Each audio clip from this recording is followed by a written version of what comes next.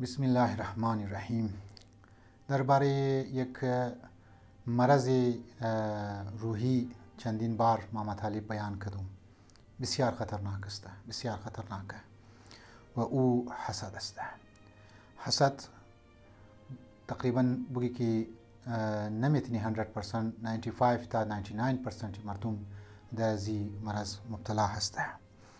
چرا انسان حسد مونه؟ علت چیه؟ فاکتور چی است؟ زیاد بیان شده. در علم نفسیات بیان شده، من روایات بیان شده. و آثار و نقصانات حسد چی است؟ هم از لحاظ معنوی، هم از لحاظ دزی دنیا بیان شده.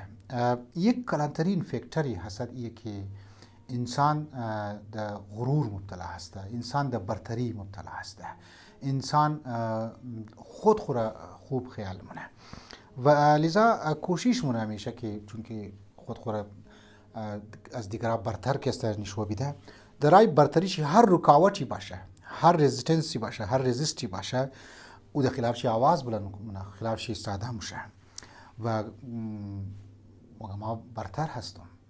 در مقابلش اگر مطابق علمی شخصیت یک نفر پیدا شد، ای در خلاف زو پروپاگاندا شروع مونه، افواه شروع مونه، اور توهین ها شروع مونه، بهتان ها بریشی میسنه، غیبت هایشی خلافشی غیبت مونه، با مختلف انسان دمنی سوشال میدیا مینگرنه.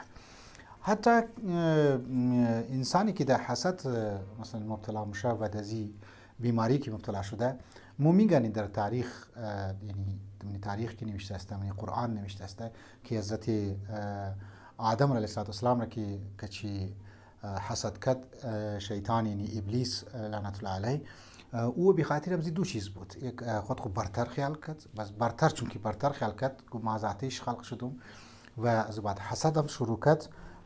لذا شیطان ابلیس دیدی که تا قیامت را مورد لعن خداوند متعال و اهل بیت علیهم السلام قرار گرفت. دمنی روایات هم ده عزیزانی من اونهایی که در حسد مبتلا هسته و طرف درمان خود، طرف علاج خود توجه نمیده و چون که یک بیماری مخفی هسته و انسان در درون چی هسته ای و بسیار خطرناک هم هسته. ما من ویدیوم گفتم زیاد انسان استغفار کنه، زیاد انسان از خدا کمک بخواه، ایرم توجه کنه که حسد واقعا دمزو مقصد خود یا ده هدف خود نمیرسه. اگر ای بڑایی خیال مونه، بڑایی خود خیال نامور میخوای اظهار کنه، دیگو جای نه جای ای بی عزت مشنه. چون که امام علی علیه السلام گفته هیچ وقت حسود و کسی که حسد مونه ده هدف خو نمیرسه، ده هدف خو نمیرسه، ده مقصد خو نمیرسه و یک روز نه یک روز عزت و آبروشی در منی سوسایتی قدر نابود میشه و از بین موره که خوشی حیران ممنه. پروردگار عالم عاقبتی از مو شما را بخیر ختم کنه و از این بیماری مهلک مو شما را نجات بده. و السلام علیکم و رحمت الله و برکاته.